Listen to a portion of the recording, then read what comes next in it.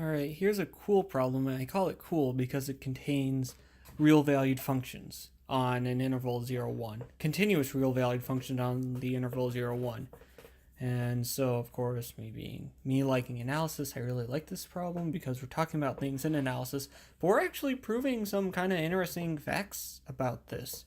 So I guess, I don't know, this is sort of algebraic stuff that I do like. So, first, let's suppose f is non-zero is such that the set where f equals 0, which I will write as this, contains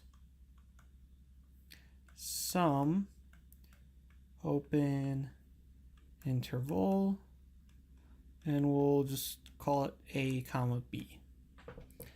Right, so what do we want to do here? We want to prove, so we're doing the backwards direction implication in this first statement. We want to prove that f is a zero divisor. So we want to, the easiest way is to construct this. And so let's see here, if we've got f 0, 1, a, b, f is 0 at some places, but it's certainly 0 on a, b. Then if we want a zero divisor, we just take a continuous function that's not 0 here, but then 0 everywhere else. And then when you multiply these two together, they'll cancel out. So anyways, define g and gamma such that g equals 0 on, I'm just going to call it ab to the c, meaning ab complement, meaning the interval 0, 1 set minus the open interval ab. And g is not equal to 0 on interval a comma b. If you want a really quick example, just to prove that this is doable, just make a triangle, and this will have, like, I don't know, you can for both of the it's piecewise, and it's made up of two lines, and for each line you can calculate the slope, and you know one of its points, and so you can get an explicit formula for it. So this is a very, very explicit function you can get to do this. So anyways, we have this function g. Gamma, of course, is this example 8 of section 2 is capital gamma, which is the collection of continuous real-valued functions on the interval 0, 1. Addition is just pointwise addition. Multiplication is pointwise multiplication. Of course, 1 is the constant function 1, 0 is the constant function 0. Okay, so g is not 0 on this interval.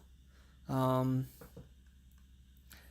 both f and g are non-zero, but fg is 0 times g, which is 0 on ab, and fg equals f times 0, not minus, times, which is 0 elsewhere. So fg equals 0. And so hence if the set where f is 0 contains an open interval, then f is a zero divisor. So now suppose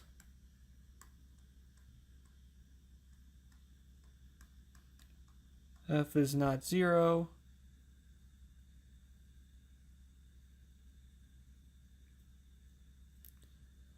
let's see here. So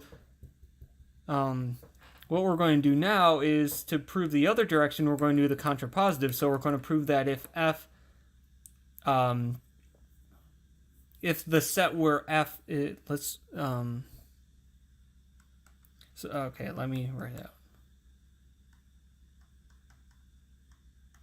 We're going to do it where if the set of points x where f of x is 0 contains no open interval, then f is not a zero divisor. And so because that's the contrapositive of the other direction, and so this will conclude our if and only if proof. So is such that f equals 0. Suppose such that f equals 0 contains no open intervals, and suppose g in gamma is such that fg is equal to 0, I claim that g is equal to 0, i.e. that f is not a zero divisor, meaning that if this equality implies that g is 0, then that means that f is not a zero divisor, because if it were, then there would be some such g. So now we're going to use a little bit of topology, and so this is also really cool. So since, so if you're not familiar with any of this, then just don't worry about it and maybe skip this problem, I don't know, or learn it. Since g is continuous, the inverse image of 0 infinity is open. Because the open interval from 0 to infinity is obviously open. Now here's another analysis fact, which I don't know if Baby Rudin actually proves this fact, but you can prove it using basic real analysis and some basic, maybe some point set topology as well. But it's basically, this is a Baby Rudin level fact. The fact that non-empty open sets in R are countable unions of disjoint open intervals. And so what does that mean? So if so let's see here. So f is non-zero.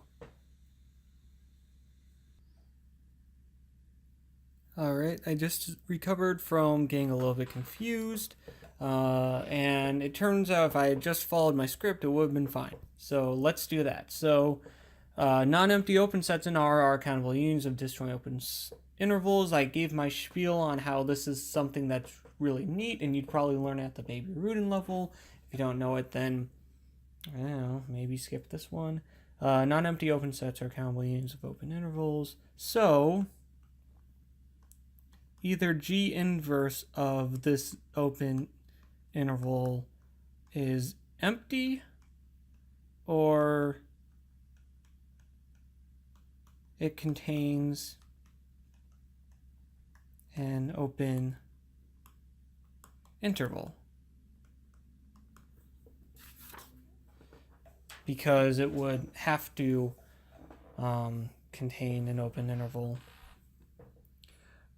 I mean, technically you do have to be a little careful, because this isn't really R we're talking about, it's the interval from 0 to 1.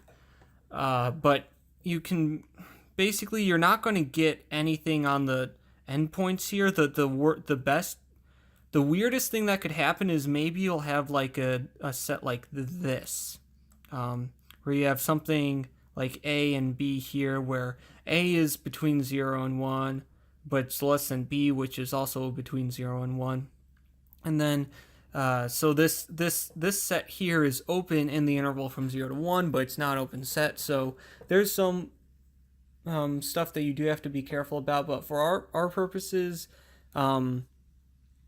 even considering these endpoints, each of these both contain open intervals inside them. And so this really isn't a problem. You might want to elaborate a little bit more on that, on what the possible issues could arise, what things make the interval from 0 to 1 different than the interval of R, and why those don't matter in this scenario. But anyways, So the latter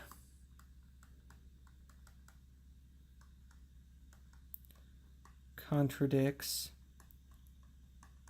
our choice of f, because if G inverse of 0, 1 open contains an open interval, then in order for f times G to be 0, f would have to be, let's say G inverse 0, 1 contains an interval a, b.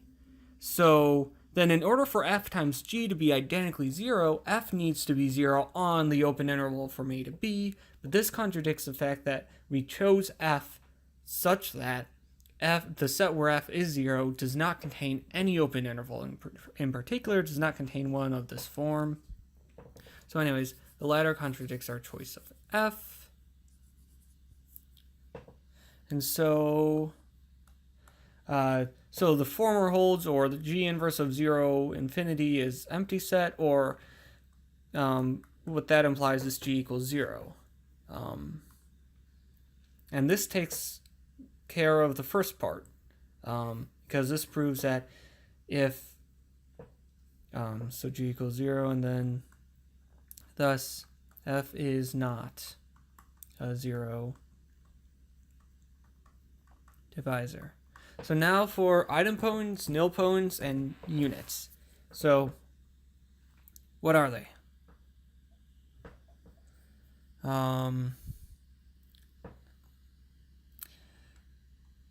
The only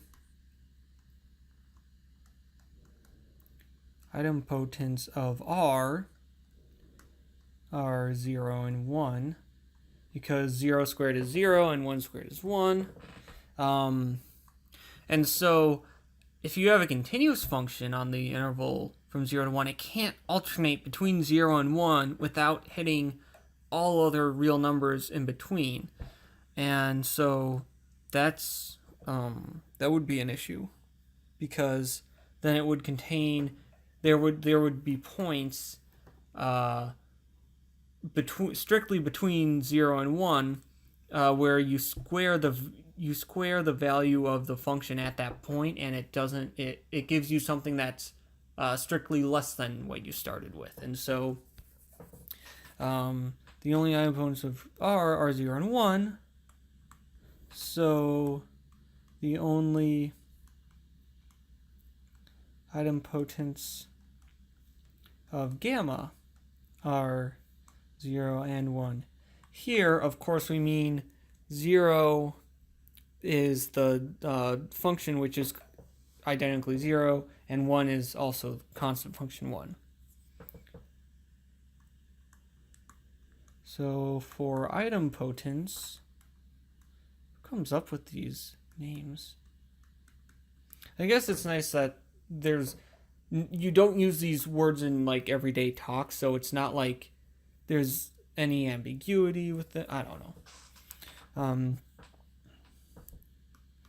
If x to the n equals 0, then x must be 0, right? This is for all x in R. Right, because if you exponentiate anything that's not 0, because the range of the exponential function, yeah, this is true.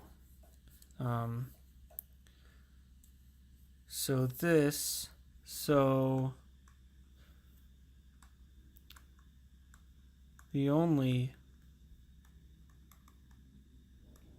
nilpotent element of gamma is 0. Lastly, all non-zero elements of R are invertible. And since multiplication in gamma is given by pointwise multiplication, you multiply the two functions at each point. So the units of gamma are the functions f and gamma such that f is the set where f equals 0 is the empty set. I was going to write f is not equal to 0, but that kind of is ambiguous because you might just think, oh, that just means that f is not the 0 function. No, this is the units are the functions which do not take on the value 0. And to get their inverse, you just take a function that is at every point it's just 1 over that. And you can prove that this, actually you probably should prove that this gives you a continuous function so long as f is not identically 0, but it's true. Another interesting thing about this that you might not immediately glance from this problem, it's more you'd have to think about it, is that this, because these functions are continuous, units don't cross over the, well, I guess it is pretty obvious. Units don't cross over the 0 axis, so units are either strictly positive or strictly negative. So, anyways, these are some neat facts about real valued functions, which you can gather once you start thinking about them as a ring. So there you go. This completes our proof.